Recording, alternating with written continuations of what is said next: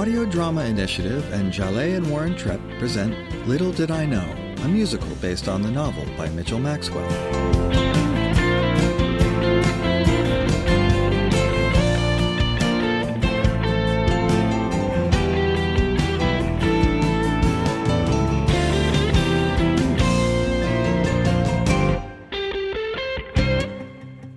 It means everything to me. Let me just say that right up front, so there isn't any confusion. From the first show I saw on Broadway, I was sold. I'd found my home. I, Sam August, had found my reason for living. I decided to throw everything I had into bringing shows to life on stage, and I have never once relented. Yeah, I was a pretty good running back, but I was never going to make a career in football, even before the injury. And yeah, I'm pretty good with numbers, but I sure wasn't going to become an accountant. And yeah, I have the power of persuasion, but I'm not going to waste that on being a salesman or, geez, a lawyer. The theater. That's it. Make it or go down fighting. And if 2 years from now, I'm wearing a suit and sitting in a smoke-filled room with a bunch of other guys in suits, it'll be as a zombie. It will be like Night of the Living Dead, but with better tailoring. So, here we are. Spring 1976, graduation around the corner.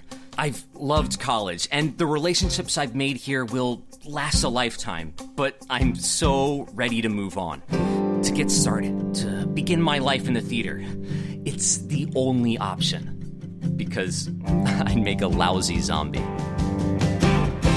Little do they know that I've got other plans for all the plans they've made. Little do they know that I've been destined for this life since second grade. Little do they know there's a road not taken that I'll close my eyes and take. Little do they know that there's a dream that I must live and cannot shake. Go ahead and say I'm crazy. Go ahead and say I'm young. Corporate ladder's just another phrase for living on the bottom rung. Maybe I'm going crazy. That's the only way to go. What'll I do with my life? Little do they know. I was the director. And sure, I fulfilled lots of other functions other than that. But first and foremost, I was the director. The vision for the show was mine. The pacing and emphasis was mine. What people saw from their seats was what I intended them to see. And what I intended them to see was something they would never forget. So I pushed the limits wherever I could, reinterpreting classics to give them relevance. I wanted the audience to have a great time, but I never wanted them to know exactly what was coming next. It was my signature, the way I was going to leave my mark. My father, who was footing the bill for my tuition, insisted I take a bunch of business and marketing courses because he was convinced everyone needed a plan B. Plan B? I would rather have given birth to a rhino out of my navel than spend a single day working in corporate America. The day after graduation, I was heading to Broadway, not Madison Avenue. Outrage, triumph, revelation, it all happens there on the stage. What good is everything good in the world if it stays frozen stiff on the page? Love without limits, futures unknown, passions we've yet to define. Let others' futures get stuck on a shelf. There's only one place for mine. Little do they know, a force of nature has diploma right in hand. Little do they know, the curtain's going up, it's time to take command. Little do they know that you can live your life awake or fast asleep. Little do they know that there are promises you make you have to keep. Go ahead and say I'm crazy. Well, go ahead and say I'm young. Corporate ladder's just another phrase for a song that has to die unsung. Graduation graduation's round the corner. Now's the time for starting the show. What'll I do with my life? What'll I do with my life? What'll I do with my life? Little do they know, college had been one big high in every meaning of that term. From the second I stepped on campus, I knew I needed to set myself up to do something significant with my life. And I felt as though I'd done exactly that. Still, with graduation looming, the idea of going out into the real world was a little intimidating. After all, if I bombed out at something in school, there was always another class, another production, another semester. If I bombed out at something out there were repercussions. So I was a little nervous, but you always get nervous before the curtain opens, right? I mean, that's what the best performers say. The fact that you're nervous is a sign that you're on. And nervous or not, there was only one place I belonged. My biggest problem was that while I knew exactly what I wanted was hard to do. I needed to find a way to distinguish myself from everyone else who wanted a future in the stage, and I needed to come up with it in the next few weeks. Speaking of graduation, last night was the last performance of our last college show, and the crew, my dear friends who so brilliantly helped make my visions reality, I couldn't help but marvel at who they were and how they so completely touched my life. First, there's JB, stage manager. That means I take care of everything that no one else wants to do or is capable of taking care of. Now, I got involved in my first show during my freshman year because a friend convinced me that it might be fun. I was dubious, but I thought I'd give it a shot. It turns out that my friend was right. But what my friend couldn't have known was that I'd meet a force of nature named Sam August. The guy directed as though his life depended on it. He made me seem laid back, and that is not easy to do. So, 17 shows later, here we are. And Secunda, musical director. The guys in the theater department kept trying to get me to work on a show, but that wasn't really my thing. Too many conventions. Then Sam came to me one day and said, "What would you do if you could do anything you wanted?" I gave him some crazy idea, and he just looked at me in the eye and said, "Yes, that." I never quite got to do everything I wanted, but I got close a lot of times just because Sam wasn't afraid. That's been really cool.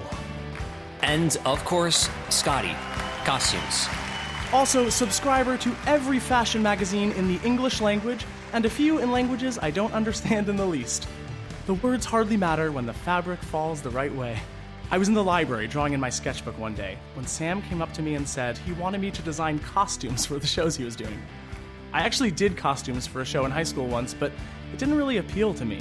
It was a lot of painting by numbers.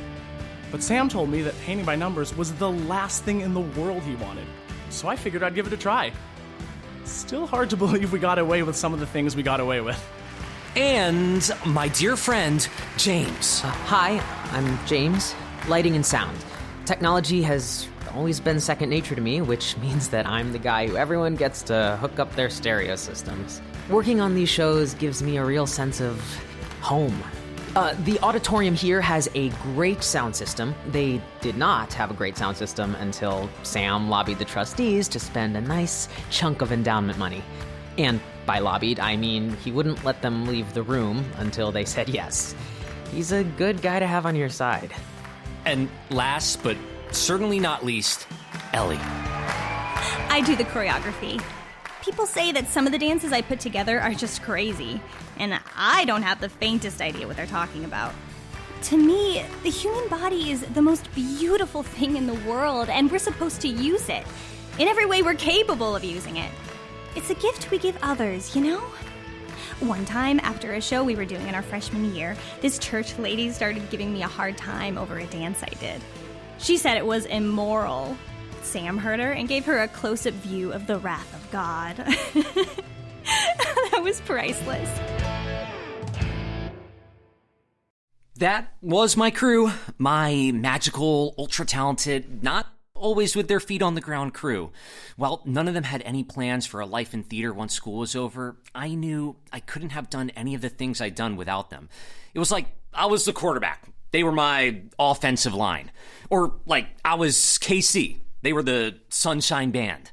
For 4 years, we were inseparable. We played a lot of performances. Did a lot of drugs. Made a lot of love. And fell for a lot of the wrong guys. Tell me about it. But now that college was ending, the real world was beckoning. And unlike me, none of them were entirely ready to answer the call. Sound the alarm and wake up every morning. Your suit waiting there on the door. Somebody tell me the truth. Is this really what college was for? Pardon my slight hesitating. Start up the car, there's a real life waiting. All out of gas with the backseat with room for one more. Slide over, friends, on we go to who knows what's in store. Na na na na na. Na na na na na. Na na na na na. Na na na. Sound the alarm and wake up every morning and wait for the hours to pass. Maybe there might have been something more useful than poetry class. All of that art that you're doing. No time for that, get the coffee brewing. Future is calling, believe me, you'll need some caffeine. Smell it and go, cause there's no going back to 18. Na na na na na. Na na na.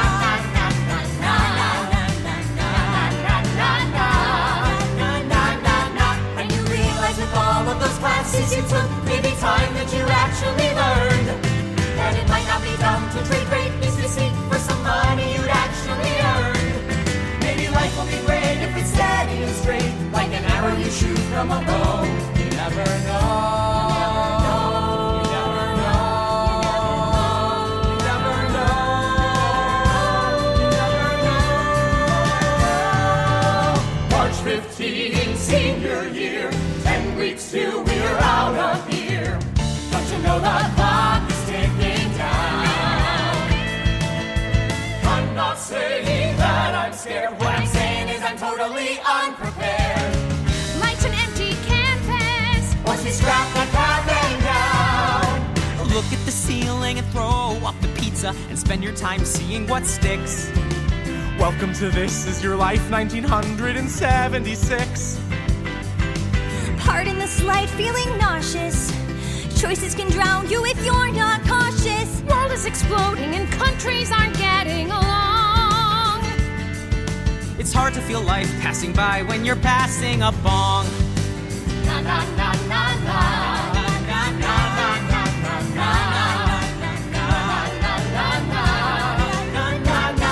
And you realize with all of those classes you took, there was nothing that actually stuck. And the time may have come for embracing your fate, selling shirts from the back of a truck. Maybe life will work out if you banish the doubt, and you figure it out as you go. You never know. You never know. You never know. You never know. You never know.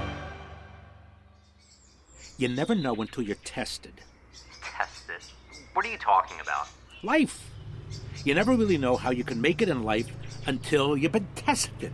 I've had plenty of tests. I'm not talking about academic tests. And neither am I. I mean, you don't think all those shows I put on in college have tested me? I've been working like a bull all these years. Well, you got some fringe benefits to go along with all that work. Yes, fringe benefits. We've had this conversation before. I'm hardly the only person participating in the sexual revolution. Well, maybe not the only one, but you must be among the revolution's most decorated field generals. You considered calling Guinness? Thanks for the suggestion. You know, it's too bad you never had a relationship that lasted more than a month. Not a huge issue at 22. You know, though, there's someone I just met.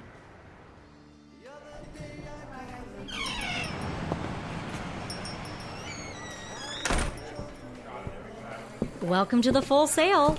Ah, you look like you could use something to warm you up. You ever heard of a blizzard in April? A sudden blizzard in April? I was on 93 and then the biggest snowflakes I've ever seen in my life started falling. Got off at the first signs of civilization. I'm not not sure that everyone would agree with you about the civilization part.